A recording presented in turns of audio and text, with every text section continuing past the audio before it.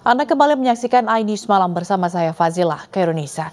Pemirsa, mahasiswa Universitas Brawijaya Sultan Rifat Al-Fatih kehilangan kemampuan bicara akibat terjerat kabel optik di Jalan Antasari, Jakarta. Hingga kini pihak keluarga terus mencari keadilan untuk putranya.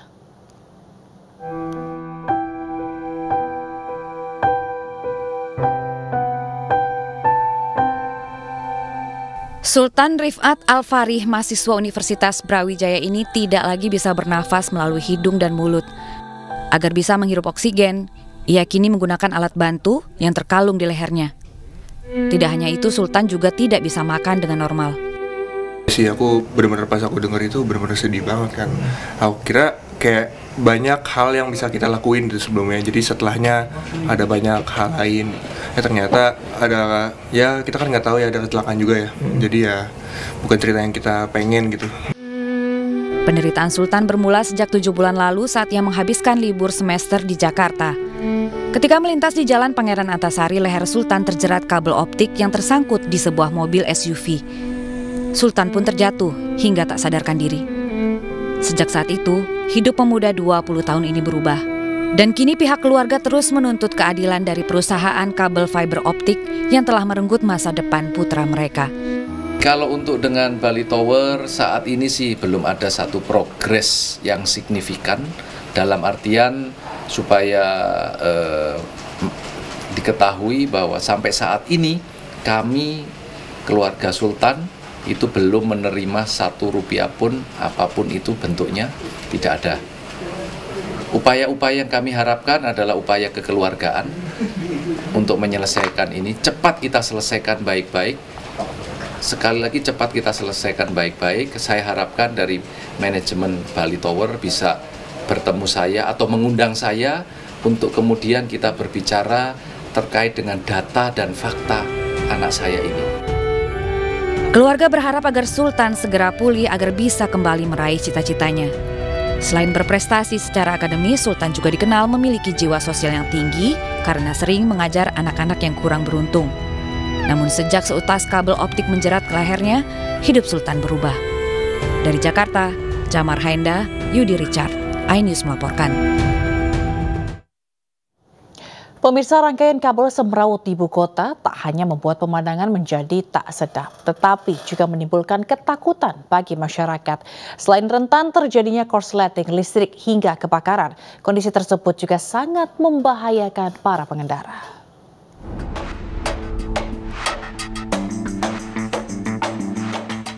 Beginilah kondisi rangkaian kabel yang ada di Jalan Gunung Sahari Raya, Jakarta Pusat. Kabel-kabel berukuran besar ini saling bertumpuk hingga terlihat semakin semrawut. Sementara itu, Selasa siang kemarin, tumpukan kabel optik dan listrik terbakar di Jalan Fatmawati Raya, Cilandak, Jakarta Selatan. Sejumlah karyawan gedung dan petugas keamanan langsung memadamkan kobaran api yang membakar kabel tersebut menggunakan alat pemadam api ringan. Sementara itu, petugas PLN yang tiba di lokasi langsung mematikan aliran listrik agar tidak membahayakan. Petugas pemadam kebakaran sektor Cilandak mengatakan api berhasil dijinakkan usai pengelola gedung menghabiskan 8 unit APAR untuk memadamkan api. Tak hanya itu saja, kondisi semrawutnya kabel juga dapat membahayakan para pengendara terutama roda 2. Sejumlah pengemudi mengaku khawatir dengan kondisi tersebut, terlebih saat melintas di malam hari. Belum lama ini seorang pengendara motor ojek online terjatuh hingga tergeletak di jalan akibat tersangkut salah satu rangkaian kabel semrawut yang menjuntai ke arah jalan. Salah satu pengendara ojek online yang kerap melintas di kawasan ini mengaku sangat terpukul atas peristiwa tersebut. Karena kabel semrawut dan menjuntai ke jalan sangat membahayakan para pengendara. Para pengendara pun berharap agar kabel semrawut segera dibenahi agar tidak lagi membahayakan pengguna jalan. Tim Liputan iNews melaporkan.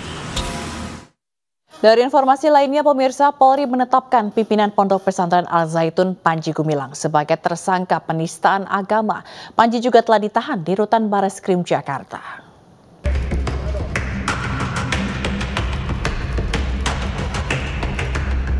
Penetapan tersangka Panji Gumilang dilakukan setelah menjalani pemeriksaan lebih dari 6 jam. Dalam pemeriksaan tersebut, polisi meminta keterangan Panji terkait 3 laporan polisi, salah satunya terkait dugaan penistaan agama. Dari hasil gelar perkara, penyidik kemudian menetapkan Panji Gumilang sebagai tersangka. Hasil dalam proses gelar perkara, semua menyatakan sepakat untuk menaikkan saudara PG menjadi tersangka. Dan selanjutnya pada pukul kurang lebih 21.15 penyidik langsung memberikan surat perintah penangkapan disertai dengan penetapan sebagai tersangka. Sementara itu, Menko Polhukam Mahfud MD mengapresiasi penetapan tersangka Panji Gumilang oleh polisi. Polisi bekerja dengan cermat, mengundang ahli hukum pidana, ahli agama, ahli teknologi, ahli bahasa, bahkan juga menguji laboratoriumnya, laboratorium forensiknya tentang ucapan-ucapan dia itu asli apa diedit, kalau dipotong bagian mana yang dipotong kan ketahuan semua. Nah, dari situ kemudian dipanggil, tidak datang, kan tidak boleh dipaksa orang tidak datang sebelumnya. Baru datang kemarin langsung ditetapkan sebagai tersangka. Bareskrim akhirnya resmi menahan Panji Gumilang di rumah tahanan Bareskrim Polri Jakarta Rabu siang. Penahanan Panji Gumilang dilakukan setelah penyidik menetapkan Panji sebagai tersangka kasus penodaan agama. Dari Jakarta, tim liputan iNews melaporkan. Sementara pengurus besar Nahdlatul Ulama meminta kasus dugaan penistaan agama yang menjerat Panji Gumilang diselesaikan sesuai hukum yang berlaku. Selain itu, PBNU juga siap menampung para santri Ponpes Al Zaitun jika ponpes tersebut terancam ditutup.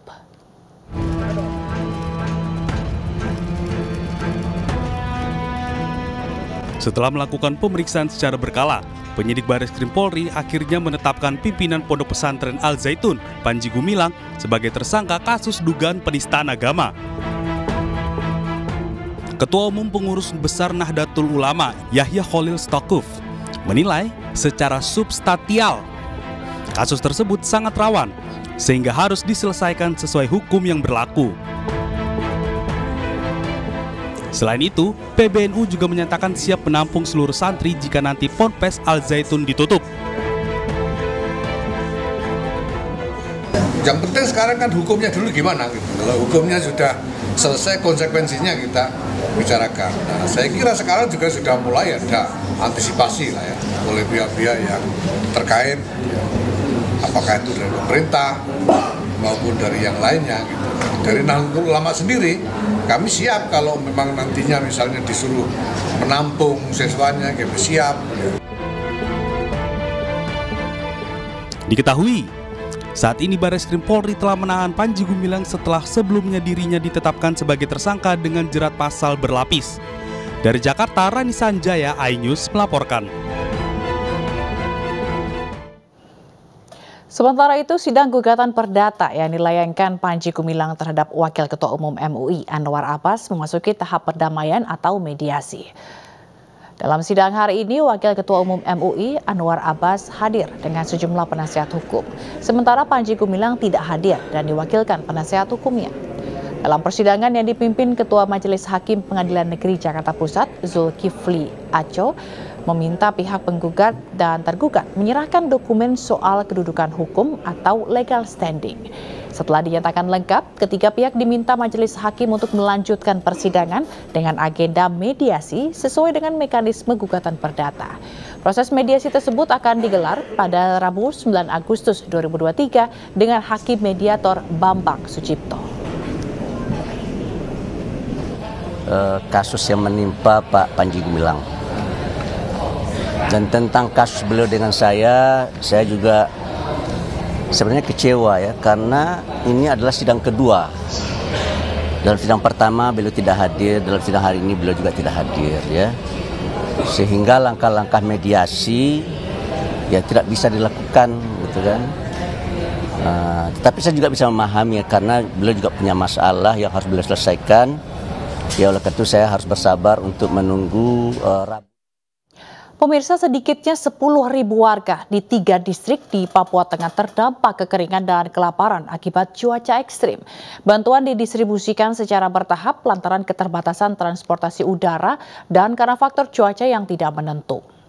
Penyerahan bantuan untuk warga terdampak kekeringan digelar di Kargo Bandara Moses Kelangin Timika. Menko PMK Muhadjir Effendi dan Kepala BNPB Pusat Letjen TNI Suharyanto menyerahkan bantuan sosial secara simbolis kepada warga 3 distrik di Kabupaten Puncak, Provinsi Papua Tengah yang kena dampak kekeringan dan kelaparan akibat cuaca ekstrim. 900 kg bantuan berupa beras, makanan siap saji, susu, sembako, tenda gulung, selimut, dan pakaian anak-anak. Kedepannya pemerintah akan membangun gudang pangan di dekat Bandara Distrik Agan Dugume, Kabupaten Puncak, Papua Tengah.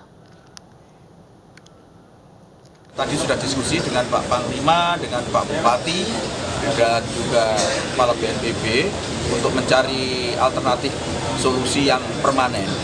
Antara lain nanti akan kita usulkan kepada Bapak Presiden, akan kita bentuk kajian yang lebih cermat lagi, tapi gambaran sementara itu kita akan membangun semacam lumbung pangan. Jadi Menteri BUMN Erick Thohir menjadi sosok pemimpin primadona dalam bursa calon wakil presiden atau cawapres pada pemilu 2024. Selengkapnya saat lagi.